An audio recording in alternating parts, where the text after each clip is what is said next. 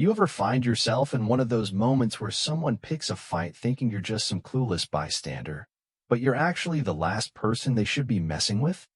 That was in the middle of spring, boxes still unpacked, standing on a patch of dirt that was supposed to be my dream home, and facing off with an HOA president who didn't know he was threatening his own landlord. The name's Alex. I used to be a real estate lawyer. 20 years of contracts, courtrooms, and corporate nonsense. And one day, after another 12-hour day filled with spreadsheets and legalese, I came home to find my youngest drawing blueprints for a dream treehouse. That night, my wife and I sat down, cracked open a bottle of cheap red, and made a decision. We were done chasing promotions. We wanted peace, and we wanted purpose. So we packed up our lives in Portland and started looking. Not for a mansion, not for prestige, just a plot of land where our kids could grow up with dirt under their nails and stars over their heads. That's when we found Willow Creek Heights, a forgotten neighborhood just off the state highway. A little rundown, sure, but it had potential. And the price? Too good to pass up. Of course, there's always a catch. Willow Creek Heights came with a homeowners association. Now, I've dealt with HOAs before. Usually just paper tigers with a budget and some bored retirees trying to keep lawns tidy. But this one had teeth. Or so they thought.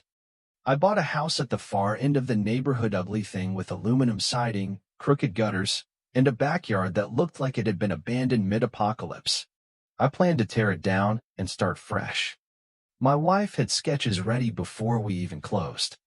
Modern farmhouse, open plan, big front porch, the works. But what the HOA didn't know when I bought that property was that I'd also quietly acquired 6 other homes in the same neighborhood. Some through cash offers, others through tax liens. All legal, all above board. And one of those homes? It came with something the HOA had long forgotten: Abu and original deed granting weighted voting rights. Important later. At the time, I didn't think I'd need it. We moved in early April. No welcome wagon. Just silence. Except for one knock in day 3. It was a man in a polo shirt tucked a little too tightly into khakis, clipboard in hand. Howard Henderson, HOA president.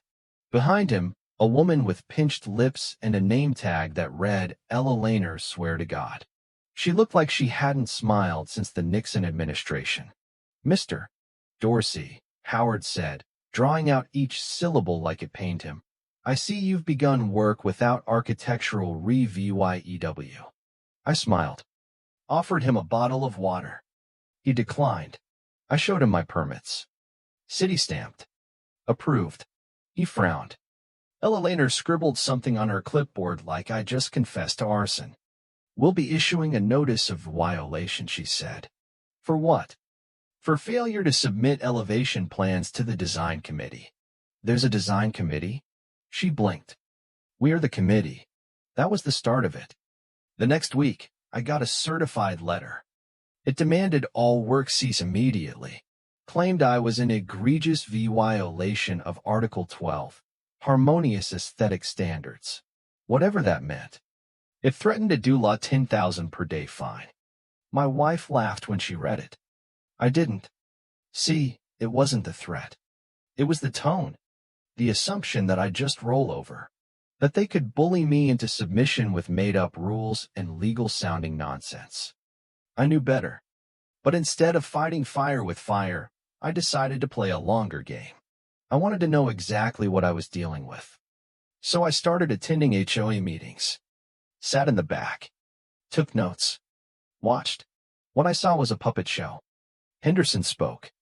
Periwinkle nodded. A few other board members nodded too, but it was clear they were just figureheads. The real power was in those two. And they used it like a club. Fines for mailbox colors. Threats over lawn heights. One poor guy got fined for parking his truck too aggressively. But here's where it got interesting. As I dug through public records, I found something that made my lawyer brain buzz. The HOA charter had a clause, Article 8, Section 4. It granted special rights to anyone who owned more than 20 fan tram of the neighborhood units.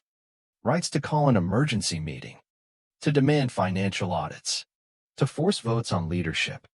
It was buried. Old language. Nobody had invoked it in decades. Guess who had just crossed the 20-fan tram threshold?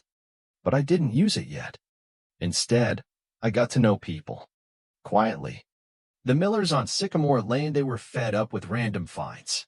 Sandra on Oak Court, her appeal for a privacy fence had been denied 3 years running, despite health issues.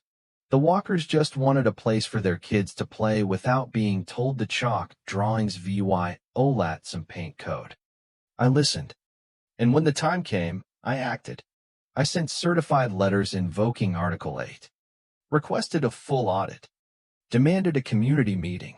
Henderson tried to ignore it. Claimed the clause was obsolete. I replied with a notarized legal interpretation and a courtesy copy sent to the city clerk. Then I canvassed. Door to door. Explained everything to neighbors. Shared documentation. Showed them the math. I only needed a few proxy votes to gain majority. I got twice that. The night of the meeting, tension hung in the air like summer storm clouds. Henderson tried to control the agenda. I shut it down with a vote of procedure. Then I laid out everything. Financial mismanagement. Unlawful fines. Abuse of power. Lack of transparency. I played the voicemail where Henderson told me maybe I wasn't cut out for this place. People gasped. Then they stood. One by one, they voted. Henderson, removed. Periwinkle, resigned mid-meeting. New board, elected. We ordered a forensic audit. Found overdue law $30,000 in undocumented spending. Retreats, consulting fees, party rentals. All under vague line items. The board voted to freeze dues until the mess was sorted. And me? I finally got to build. We laid the foundation on a crisp October morning. My wife cried when the frame went up. The kids painted their names on the porch beams. It wasn't just the house site was ours. That spring, we hosted a block party. Not mandatory, not regulated. Just people, neighbors, friends. Someone brought homemade pie. Someone else brought a projector, and we watched movies on the side of the garage. It felt like the community had been holding its breath for years. And finally it could exhale. Henderson moved out 3 months later. Quietly. No goodbye. Just a realtor's sign and a lot of whispers. He sold at a loss. Periwinkle? Rumor has it she moved to a 55-zone community with a new board to control. Do I feel bad? No. Because power isn't about control. It's about stewardship. And when people forget that when they weaponize rules and bureaucracy, they don't deserve it. So if you're out there, facing down some HOA tyrant, remember this. Knowledge is your armor. Community is your strength. And sometimes, all it takes is one well-timed clause in a dusty document to change everything. Leave a comment if you face something like this. I want to hear your battles, your wins, your war stories. Because the only thing scarier than a petty HOA president is a homeowner who knows the rule book better than they do, and who isn't afraid to use it.